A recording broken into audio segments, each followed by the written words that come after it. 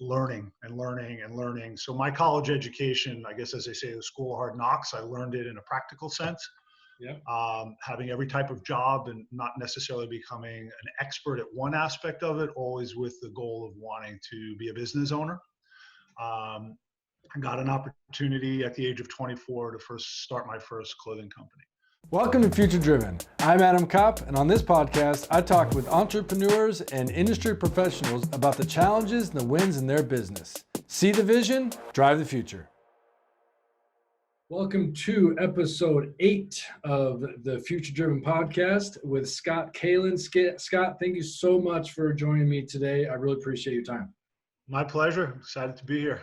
Yeah, so Scott, you and I met, we were just reminiscing. We couldn't exactly remember when, but probably 6-7 years ago on the rugby back in Vegas, right? I forget what hotel that was, but we connected in Vegas, and so I'll kind of kick it off because that's how I remember you, how we met with Champion Sports. Give us a little bit of your background before we dive into what today looks like for you.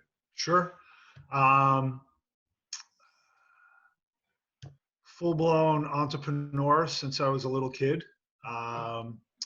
Started my first business at 24, actually. I grew up in the clothing and fashion industry. Wasn't a great student. I think I'd probably be a great student now if I went back to school.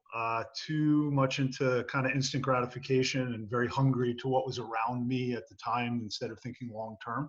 Yep. Went to one semester of community college and then dove right into work. Basically took my first job actually in the garment industry for no money. I went into a place that did technical things like marking and grading, and told the guy I wanted a job and pay me when I was worthy of being paid, which happened in about 2 weeks. So I grew up in the fashion industry from a young age, and between the age of 19 and 24, did probably every different aspect of being in the fashion industry, learning and learning and learning. So my college education, I guess, as they say, the school of hard knocks, I learned it in a practical sense. Yeah. Having every type of job and not necessarily becoming an expert at one aspect of it, always with the goal of wanting to be a business owner. I got an opportunity at the age of 24 to first start my first clothing company, and went really from a zero to a large, very successful company, initially called Ranaday, and then merged with another company called IPO. I was in my early 30s. All of a sudden had an office in Asia, an office in New York, about 130 employees. All of a sudden in a ton of articles in Women's Wear Daily. I had a 500 square foot personal office, and it was very shocking, and honestly got very caught up in it. I had CFOs and COOs, and coming from a small business that was very successful. And then I learned my first life lesson, actually. So we went from here to here. I had a company that did $50 million its first year in business and lost money. I think it all happened a little bit quick, and we got caught up in the circumstance. I merged our business with a business owner that came in projecting a lot of things that didn't happen. We weren't smart enough and seasoned enough to do the right due diligence. And went from 0 to 1,000,000 miles an hour to bust. Totally bankrupt. Both, and I share this because I think it's an important part of the journey, from both a business side and a personal side.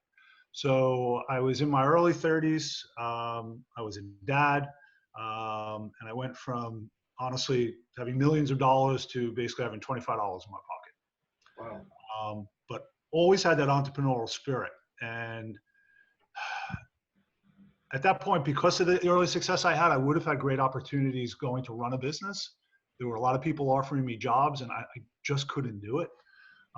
One of the people that one of my business partners with, out of the three of us, who we actually became best friends, we grew up through everything, and we survived through that together in the worst and best time. One of the people we did business with offered to finance us to restart over, which we did. And in a year from that point, we bought back into this business. And then 2 years after that, we bought out the guy who originally financed us. And so what year is that? Just to So that was in the 90s, mid 90s to late 90s.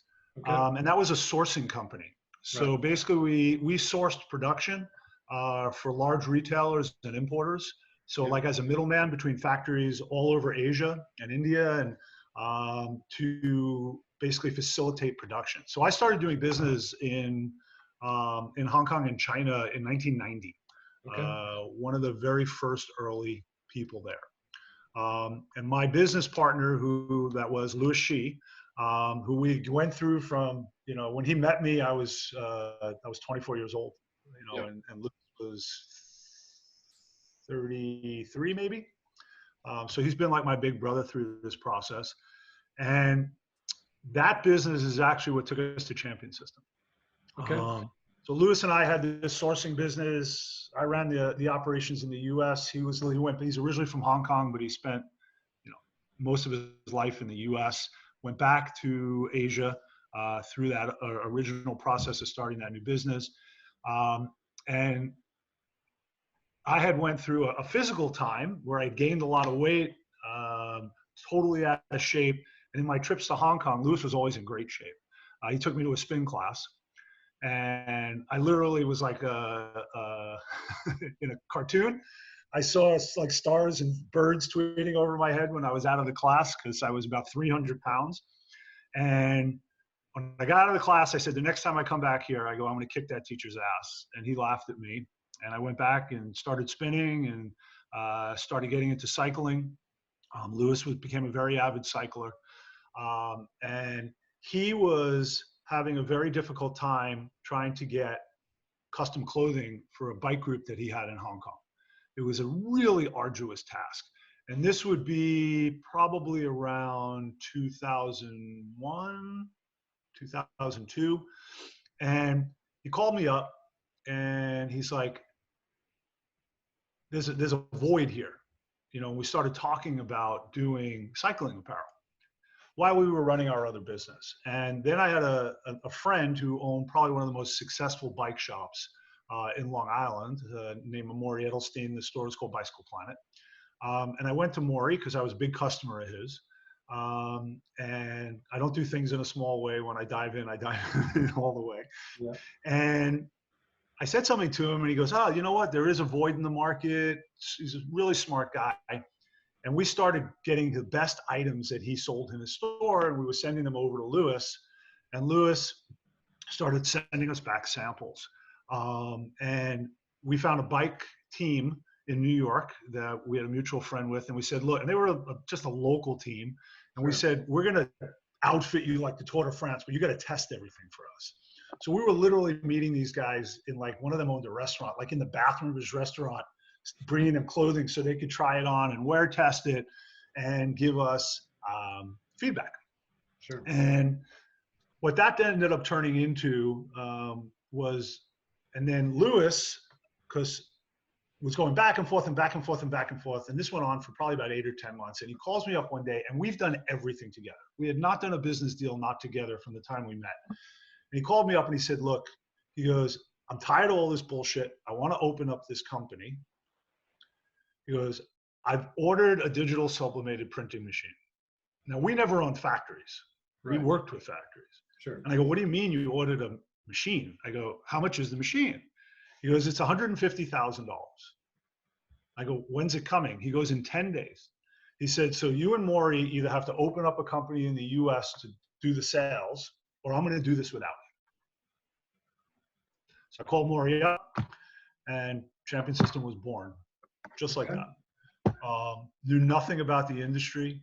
And I think that was the best thing to our early success, because we were clothing manufacturers. And most people in the cycling apparel industry, as well as the rugby apparel industry and all the other industries that we went into, they were not clothing manufacturers per se. So the way they constructed garments, the way they did garments was not the thought process that we had, because we were used to making dresses and suits and tailored clothing. So we launched Champion System, and it was pretty crazy because, again, no idea of what we were doing in an industry. We were business people, so we didn't pay attention to the industry. We just looked at what everyone did wrong. Sure. You know, what was hard about the industry? Minimums were huge, like massive. Cycling jerseys had a big giant zipper that went down the front of the jersey. Now, a cycling jersey, like most sports uniforms, but especially in cycling, was a marketing tool. It was a billboard. Sponsors were all over the jerseys. But if you had a name, your name got cut in half. So that chest piece looked like crap. So one of the first things that we did was we did a concealed zipper, which was, we were the very first people in the entire world to put a concealed zipper in a cycling jersey, which then all of a sudden made that entire jersey like a billboard. Right. We also looked at the minimums, and because we were doing digital sublimation, which no one was doing, and digital sublimation is a form which is very common now, but back then it was not, where you basically, it's like a heat transfer, and you put paper on top of fabric that has a design on it, and it sucks the ink off of the paper into the fabric. It stays there forever. It doesn't crack. There's no minimums on color. Lasts forever. Doesn't fade. So we went out where minimums were 50, 60 pieces per size, per color, and we launched Champion System, 10 pieces, unlimited colors, and not 10 pieces per size, right. 10 pieces in a total order. We free shipping, and everyone said we would fail. Stuff's from China, it's going to be shit. These guys haven't been in the industry, it's an old industry. How can anybody do 10 pieces? So our first year, we had 300 customers. A year and a half later, we had 10,000. It's crazy. What year is that then? 2000? So that would probably be, we launched 2004, so by 2006. Okay. 10,000 customers, Champion System, just cycling or? Just cycling. Just at cycling. that point, just cycling. And again, competitors. The industry when we went into it had maybe 6 or 7 legitimate clothing companies around the world. We're talking teamwear here, right? We're not Correct. talking retail. You're talking about you are custom outfitting cycling teams with whatever they want. Correct. Not retail product that Right. people are selling in a store. Yeah. All custom. And maybe there was 6 or 7 legitimate companies in the entire world. So that ride went very fast. And then we started going global, and we started opening offices in other countries, and Lewis built a factory. So launching ahead, we end up at our peak. We've got a factory in China. We have a factory in northern Thailand. We have offices in 22 countries. And we're just exploding. And because of, then we were the first people to, first of all, do the quality of a retail product at custom, because that was never offered before. It was never the same quality as a lot of stuff that was offered. Plus, we started sponsoring teams, and we have stuff to this day in the Tour de France, and the product in the Tour de France, anybody could order. Now, if you go to Nike, Adidas, Under Armour, whatever they do for their sponsored athletes or the Olympic teams, you can't get that product. It's made specifically for that. We changed that as well. So we said, what's going to be in the Tour de France, you can own exactly the same, no difference. So that took us to another level as well. So everything was exploding. And so what was next? Next was, how do we do this in other, I was a big proponent to get into all these other areas of sports. So then we created an online portal for ordering. First online portal for ordering. And I bring attention to all these firsts because there's a reason for it, which we'll get towards the end. This is super interesting. So now we have an online portal where someone can go in. They don't even have to talk to anybody. Yeah. So we had custom apparel specialists, CAS as we call them. So now you have a salesperson who can work with 500 active accounts themselves, because the customer is doing the work. They're on, they send in the design. We also, our biggest competitor had 3 designers. We had 140 in China. We had key designers in Hong Kong that did creative. And then the other thing we did that no one ever did before, when you printed something, it was screen printed mostly. So every screen, separate screen for every size. So if I'm a size XL and somebody's a size extra small, our design's not going to be the same. Just can't. But we scaled all the artwork. So all those 140 designers, their job was only to take the artwork and redesign it to fit specifically for each size. Right. So with Champion System, if you take 15 sizes and put all 15 people next to each other, and every single garment will look exactly the same. No other manufacturer did that. And then we took another step for women's stuff, and we created, because women cyclists in the past, pro cyclists, just wore men's clothing smaller. Right. Women's bodies are not the same as men's. They're just not. Yep. So we created a full women's line specific for women. So all these amazing firsts. We became a leader in the industry instead of someone that everyone was laughing at. We still had a connotation of being fast and inexpensive, which was one of the things that we didn't, I think, fight hard enough against. So those are all the positives. That was the explosion. That was we're going to sell this business for $100 million or $200 million, and we're going to sell off into the sunset. So I'm assuming you will eventually ask me, so what's the downside? Am I okay still going? Yeah. No, this is great. So, okay. So you're at the peak of Champion, and because what I want to do next, I want to talk about your current business. But before we get in there, how did Champion wrap up? What? So there's a lesson there. Where'd that business? There's a big lesson there for people to understand. Yeah. And that's why I said all these firsts. Yeah. So we got to a point, we had a customer who was a banker who loved our product, because then we went from cycling into triathlon and into run. And we took a massive splash in the triathlon world. And that was I was my best in this business against anything else I did, because my best is this. My best is connecting. My best is putting deals together and spreading the word of what we do. And Maury, who was my partner in New York, was an accountant by trade, super smart and able to sell, but he was a numbers guy and an operations guy. Yeah. So it all worked, and I was out there being able to do this. So we have this banker that comes to us and says, we do a presentation to Wall Street every year from companies that from $5 million to $100 million. Would you like to come and present? I said, sure. So we present, and we start getting our door knocked down by people that want to invest in the company, get involved in the company. And this is a lesson for whoever's listening to this. If you're an entrepreneur and your business explodes, we made that fatal mistake of saying, I don't want to give up equity yet. If we do another $10 million, we're going to be valued at, this multiple. It's just not time yet. And in that short year of saying no to all these things, the barrier of entry to come into our industry crumbled. You could buy a digital printing machine and stick it in your garage. So all of a sudden, the 6 companies that we started against, there was 140 custom cycling apparel companies.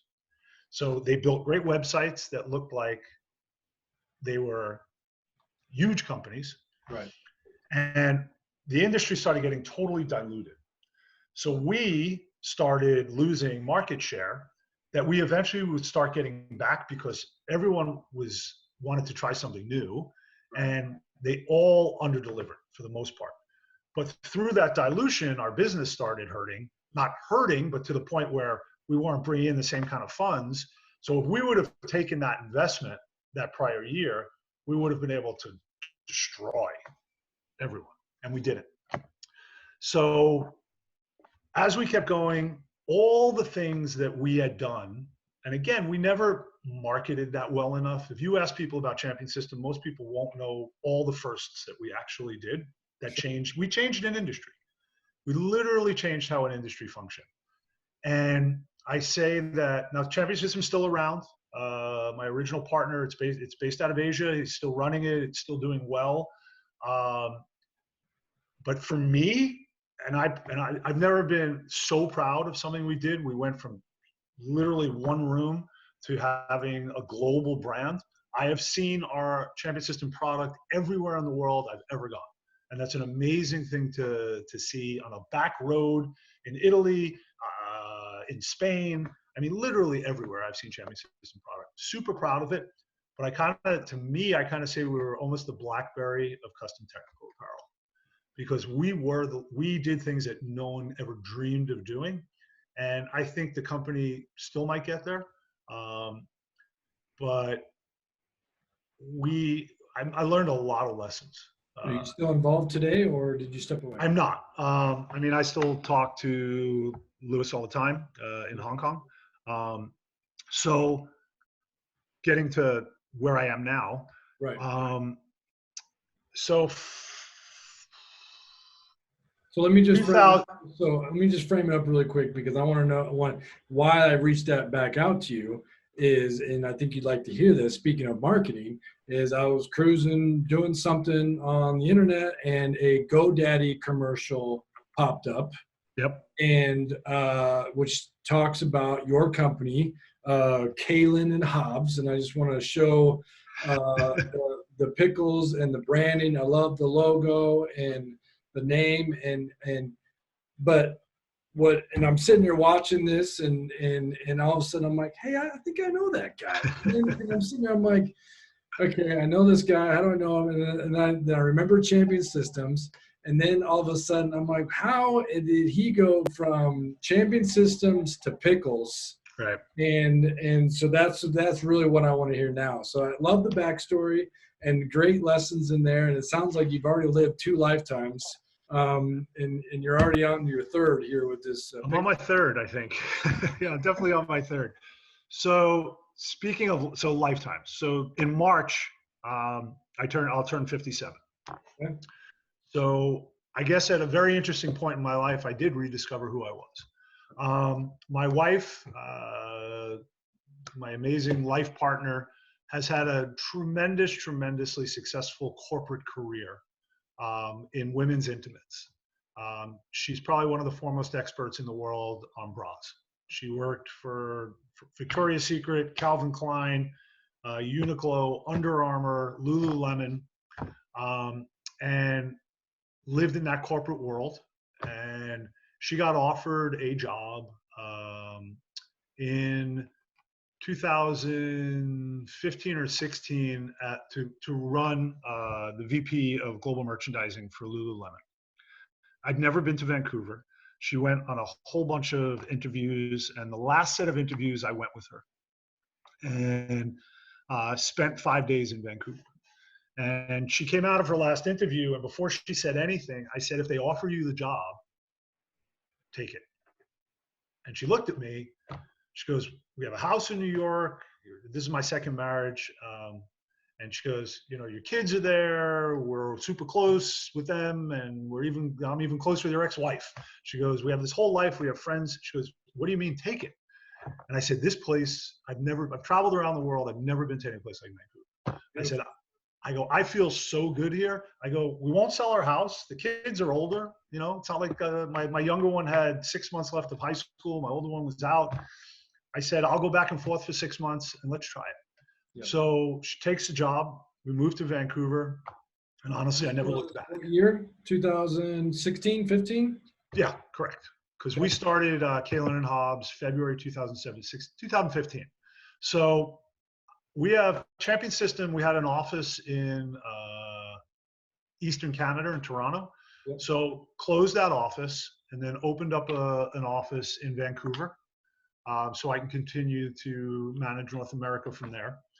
And Vancouver is, if you like to eat, drink, and be active, there's no better place in the world. Great. As long as you can deal with the rain. And it's not a healthy city, it's an active city. Everybody's in shape, but everyone eats and drinks a lot. Great food scene. Unbelievable food scene. Yeah. except for pickles. I could not find an edible pickle. And I literally had at all times 4 or 5 containers of pickles in my refrigerator my whole life. And I never realized that until I couldn't find a pickle that I wanted to eat. We even drove down to Seattle because I heard about a good pickle place at Pike's Place, and horrible. So I said to my wife, kind of kidding around, I said, I should bring pickles here from New York. She's like, yeah, you've done a lot of crazy things. So yeah, so I talked about it a little, didn't think much of it. And we went on a hike. She reconnected with a friend from university. My wife's from Calgary originally, so she's Canadian. Yeah. And we go on a hike with her friend and her husband. And we were on this hike, and somehow the conversation of pickles come up, and he's like, oh my God, pickles here are horrible. I'm from the East Coast. I'm from Toronto. Just horrible. So at the end of the day, I said, maybe we'll do this together. The next morning, my inbox is filled with all these creative ideas. Chris is a branding guy. His background was working for large agencies in the US and Canada, and he's all about brand. And he just had all these creative ideas. And I'm like, I call him up and I'm like, do you want to go in the pickle business? Again, kind of like the cycling apparel. I don't know anything about the food industry at all. But you know what? Millions of people have ideas. The problem is millions of people don't act on them. Sure. So I said, there's a pickle festival in New York next weekend. Why don't we go? So we flew to New York to see what the pickling industry was about. And we had this idea to create flavors and not to base a brand off of a 100-year-old recipe. So after a couple months, we finally find someone to work with that will work with us to create the pickles that we want. And there's a place called Granville Island, which is, unbeknownst to me, is the second most visited tourist attraction in all of Canada, next to Niagara Falls. They get between 9 and 10 million people a year from around the world pre-COVID to this. It's an island. It's kind of like, almost like an isthmus, actually. I'm assuming you've been there. And it's got food vendors and a big food court and all these cool art stores. So I'm like, this is where we need to open this business. So we went in to speak to them. And again, I didn't know that there was like a 3,000 person waiting list to get into Granville. I didn't know anything about what it actually entailed. And they're like, you could be a day vendor and set up a pop-up table. And we're like, no, we want to think if the first Starbucks opened on Granville Island, how excited would you be? I said, we want to do that for pickles. So they went to the board because it's owned by the province, and they came back and said, you know, we're trying to upgrade things, want some interesting things. You guys seem very serious. We showed them designs for what we wanted to do. And they came back and said, the board's interested. You know, we want to try your pickles. Now, we have someone to make them. We don't even have any pickles. I fly back to New York. We make some small batches of a couple of flavors. I put them in my suitcase, bring them back. We go to this meeting, which we think we're meeting with 2 people, and they bring us into a boardroom, and 13 people walk in the room around this huge board table, and I'm cutting up pickles and handing them out to everybody. 10 minutes go by, and they turn around and say, look, we're going to figure this out. This is amazing. So they didn't even give us a lease. They called it a 2-year licensing agreement. And they gave us a space in the middle of an aisle, 138 square feet, that was a place where they had day vendors or tables for people to eat. And they said, because we wanted to build a pickle tasting bar. So they said, build what you want to build.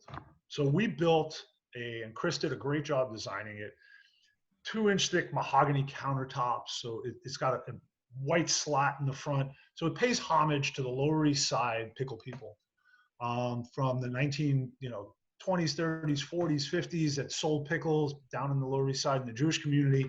Yeah, and I want to mention your tagline of New York taste, West Coast vibe. East Coast taste, West Coast vibe. And East Coast taste, West Coast vibe. Yeah. Yeah, New York taste, West Coast vibe. And so we build this thing. It's awesome. February 2017, it's the slowest time of the market. Now, again, we don't know what to expect. I'm still running my business. Chris has a website building business, and we bring in a pallet of pickles, which is 36 pails, 5-gallon pails. It's about 6,600 pickles in 3 flavors, and we're gonna pack them into deli courts, traditional like a deli court, put a label on them, Which which is not that. No, that's our traveler. Oh, and like the little plastic. so it's a plastic, so like a soup container, Yeah. a 32-ounce soup container. So we open up, and 6 days later, we're sold out. Sold out. And that's all local. There's no tourists there now, just sold out. And we're like exhausted because this place is open 7 days a week. And we were like, if we sell 20 quarts a day, we'll be able to pay our bills. It'll be fine. It won't take a lot of time.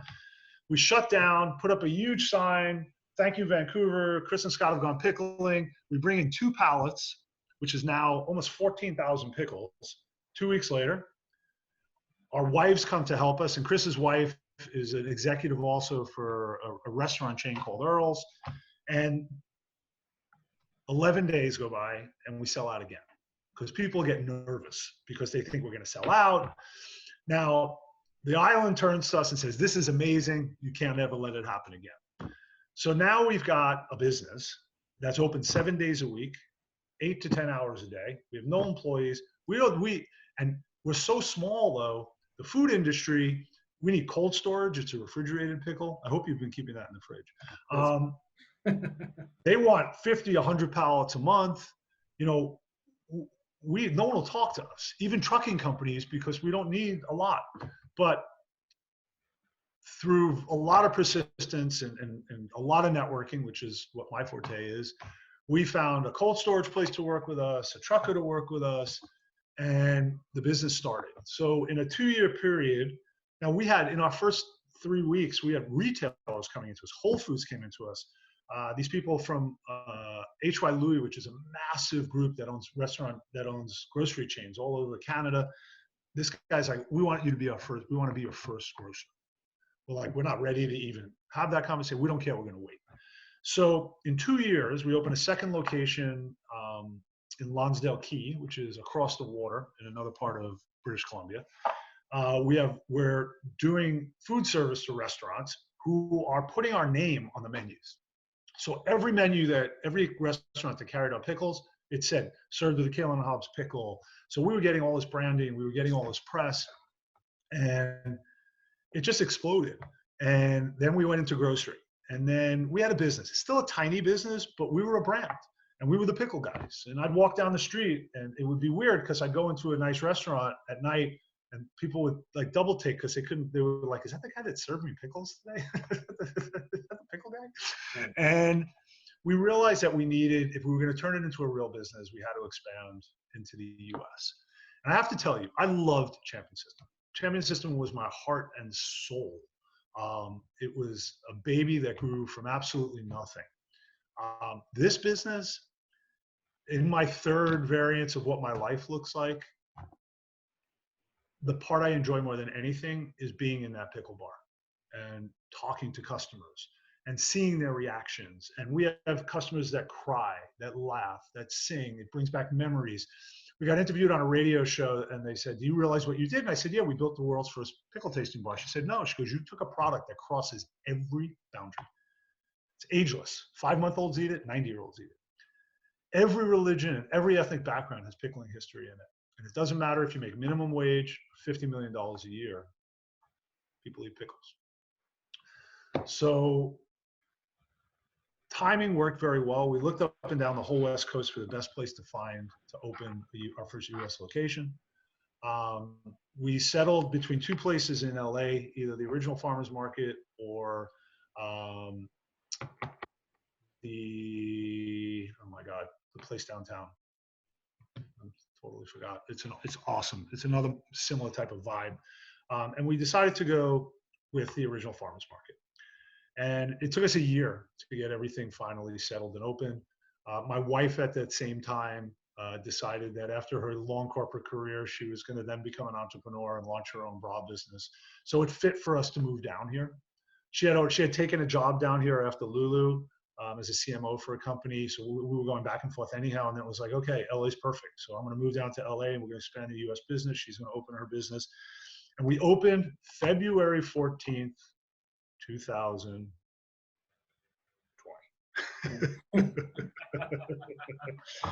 Yeah.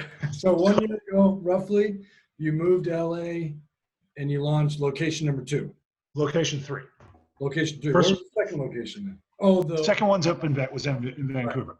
Okay. So up there, at that point, we were doing all our own distribution for grocery for everything. And then we started working, and Chris has been working with a distributor. So through COVID, grocery store business has exploded.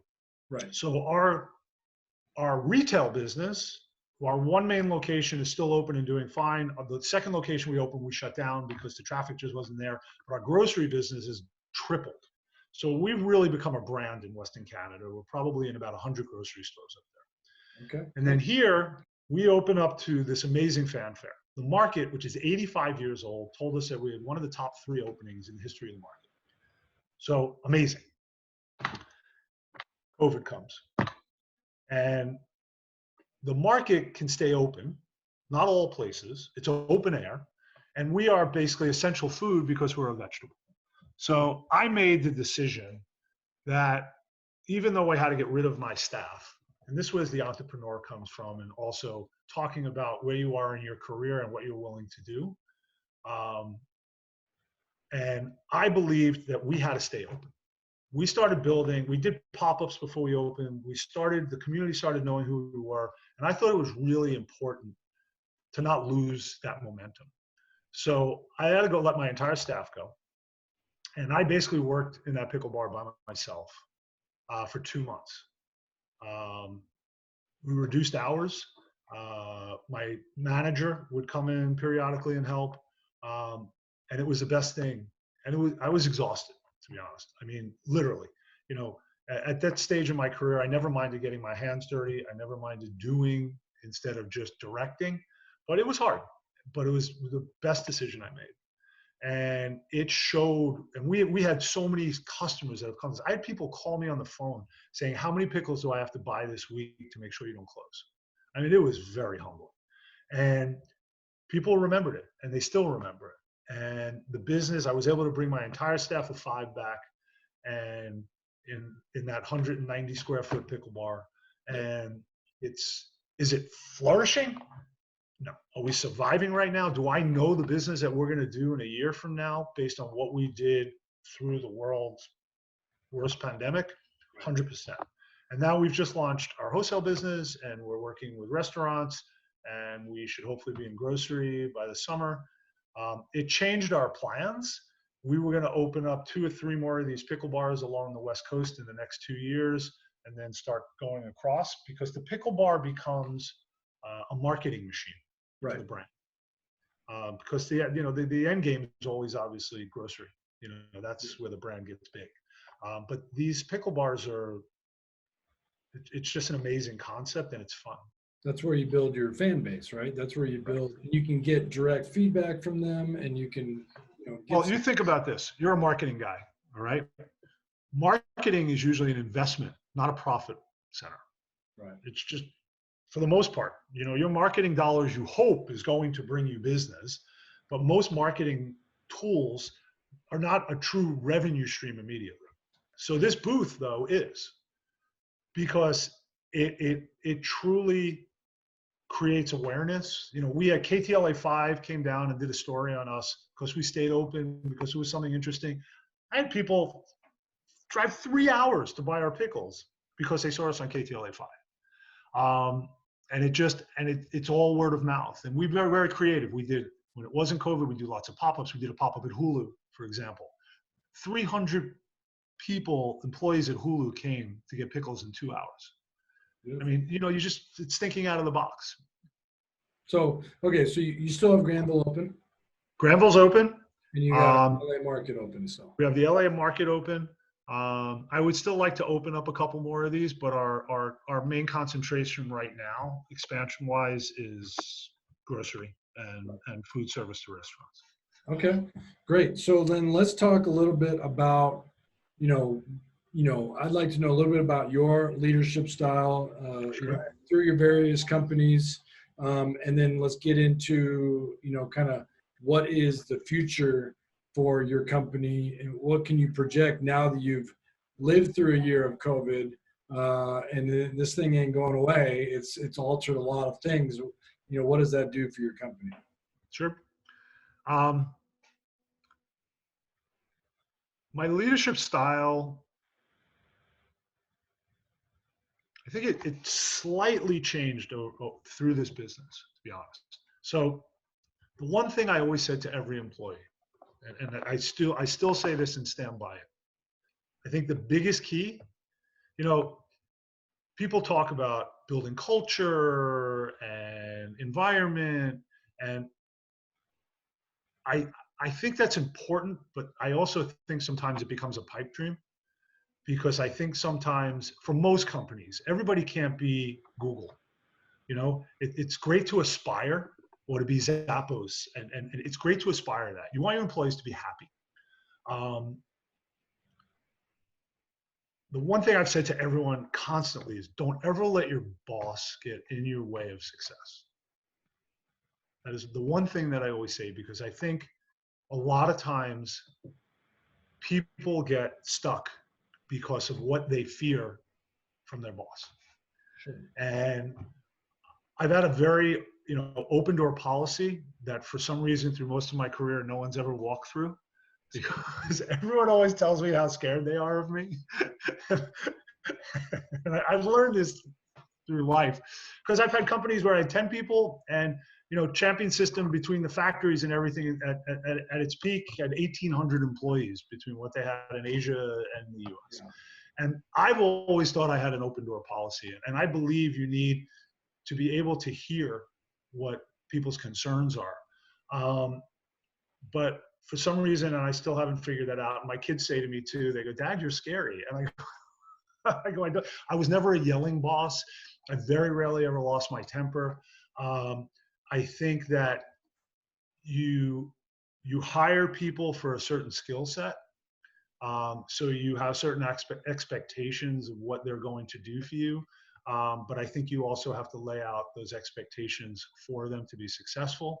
I don't think in the early parts of my career, I reviewed people enough, or I gave them enough feedback, both positive and negative, because I'm a very hands-on person at every level, no matter how big or small my company was.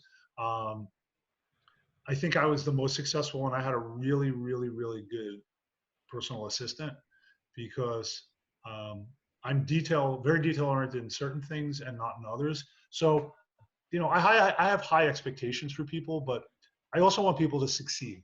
I've lived, my companies have never been a corporate atmosphere.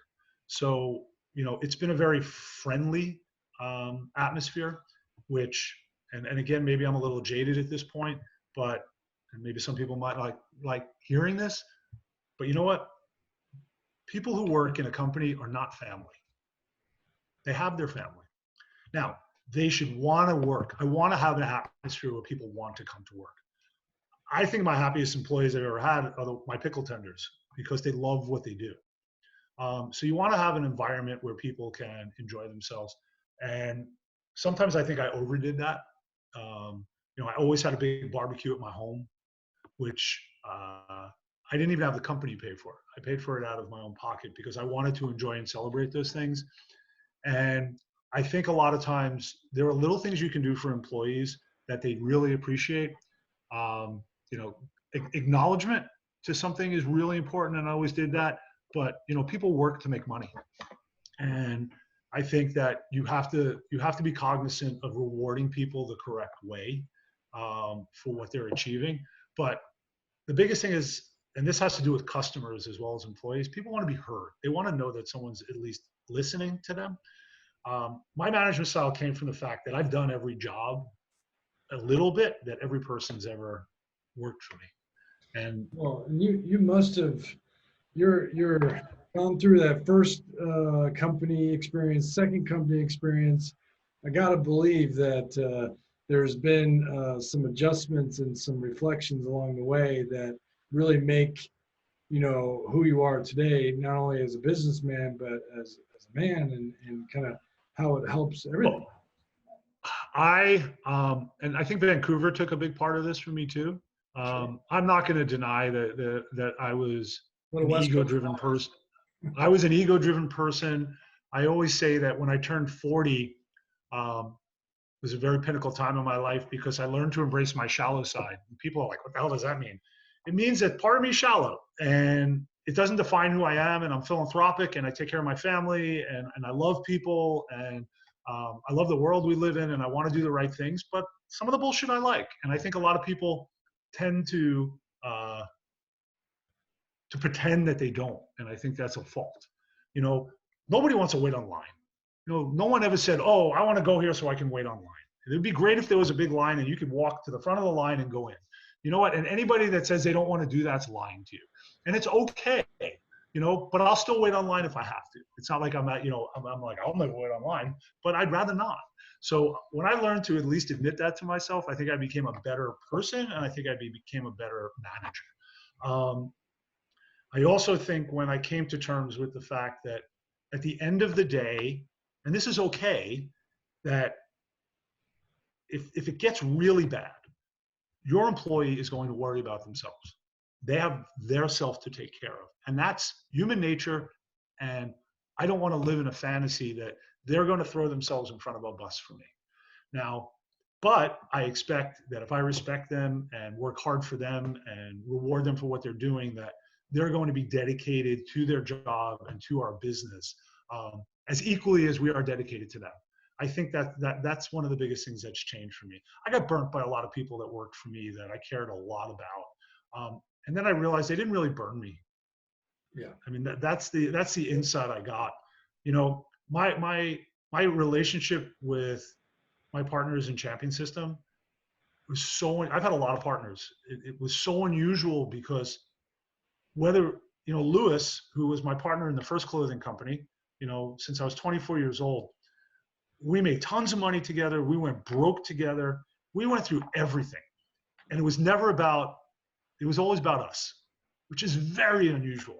Most partners don't even like each other. It's about the business. So I was very fortunate. And then bringing Maury in, a partner in the US again.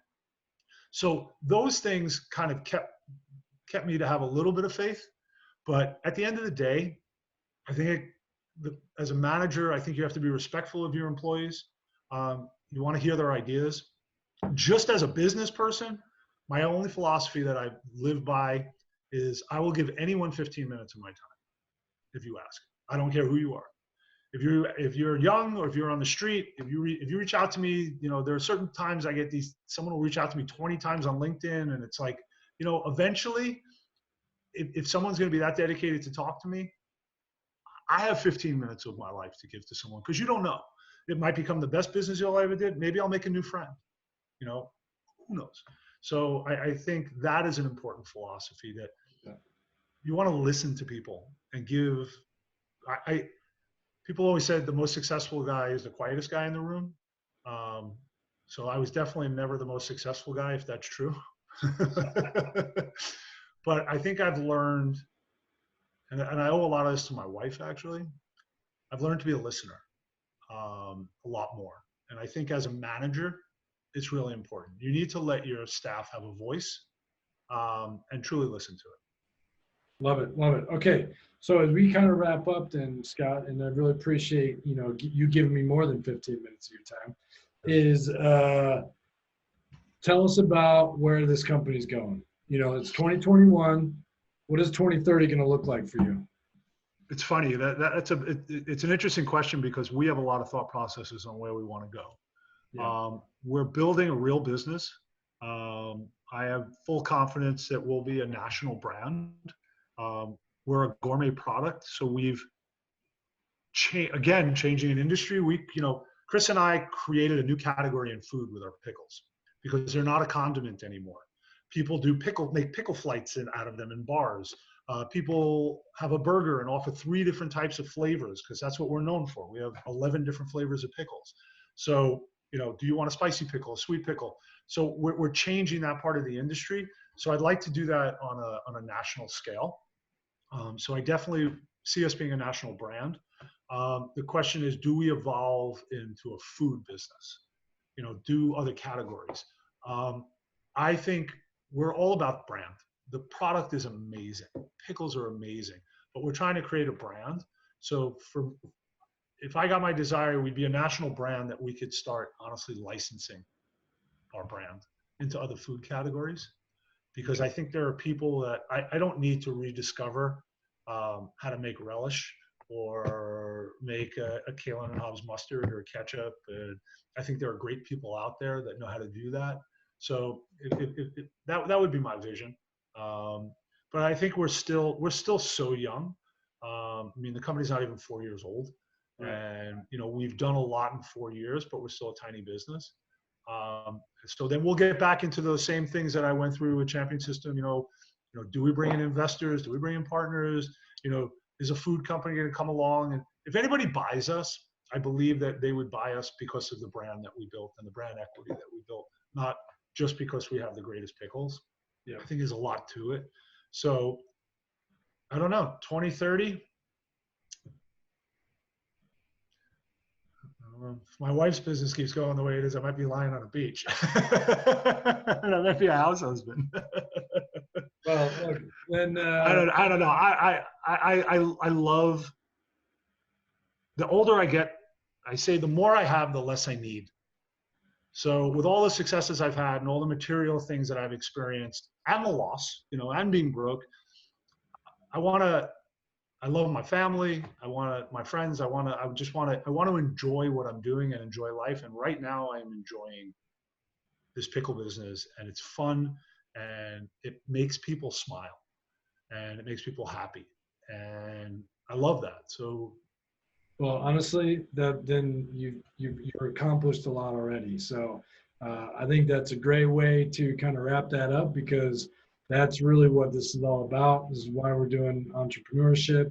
I feel the same way in so many different ways. So, Scott, thank you so much for your time. I appreciate you, and I look forward to seeing your brand grow nationally over the next couple of years. And I will say, I'm sure a lot of whoever sees this, if they want 15 minutes, I'll give it to you. I hope I don't regret that. That's awesome. Thanks again, man.